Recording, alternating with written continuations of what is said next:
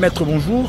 Bonjour. Vous êtes un des avocats du collectif des candidats députés nationaux invalidés. Déjà aujourd'hui, il y a eu audience à la Cour Conseil d'État. Déjà, quelles ont été vos revendications auprès de la Cour? Les requérants, les 82 requérants, les 82 candidats pour lesquels les scrutins du 20 décembre dernier ont été annulés par la décision de la CENI, ont saisi les conseils d'État en référé liberté, sollicitant bien sûr la suspension des effets de cette décision sur les réélections. L'audience ou les audiences en référé viennent de se tenir devant lesquels juges nous avons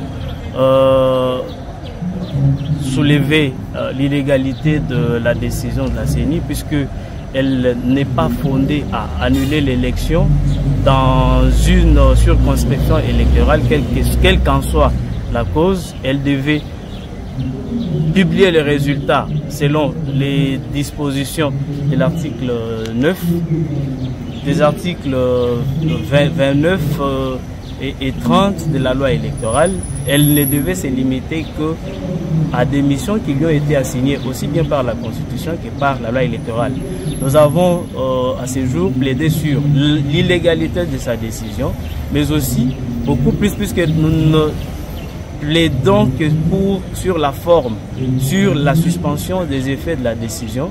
Nous avons évoqué le fait que la dite décision, elle viole d'une manière flagrante les droits et libertés des 90 candidats invalidés, en ce qu'ils n'ont jamais été entendus contradictoirement par la CENI avant que celle-ci ne prenne sa décision, mais aussi leur droit d'être élus députés nationaux a été remis en cause par une décision qui, au-delà d'être illégale, est inopportune. Et quelle a été la réaction du Conseil d'État? Le Conseil d'État, en tant que juge administratif, n'a pris que la cause en délibéré, avec promesse bien sûr de pouvoir se décider dans les 48 heures suivant les dispositions de la loi qui l'organise. Et nous osons croire que cette juridiction, le Conseil d'État bien sûr, va recevoir la requête des 82 invalidés et qu'il pourra, au-delà de la recevabilité de la dite requête, le Conseil d'État pourra déclarer la dite requête fondée et engendrera à la Commission nationale électorale indépendante de revenir sur sa décision, mais aussi de ne publier de ne se contenter qu'à la publication des résultats suivant les compétences qui lui sont reconnues par la Constitution ainsi que les lois du pays. Mais là, au niveau de la forme, au niveau du fond, vos clients ont, entre guillemets, certainement empiété à la procédure électorale. Ils ont détenu illégalement de machines, ils ont bourré les urnes. Ne trouvez-vous pas que c'est rationnel qu'ils se trouvent devant le barreau aujourd'hui?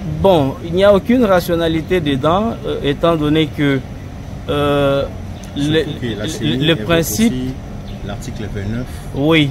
Lorsque vous lisez les dispositions des articles 29, 30 et 31, aucune de ces dispositions, aucun de ces articles ne fonde la CENI à décider sur l'invalidation ou sur l'annulation d'un élu. Ils envoient plutôt à la compétence de la CENI qui, elle, est déterminée par l'article 9 de la loi électorale qui énumère les différentes compétences de la Commission électorale nationale indépendante, au terme desquelles vous ne trouverez nulle part la compétence d'annuler une élection alors que les juges qui a cette compétence-là ne s'est pas encore prononcé là-dessus.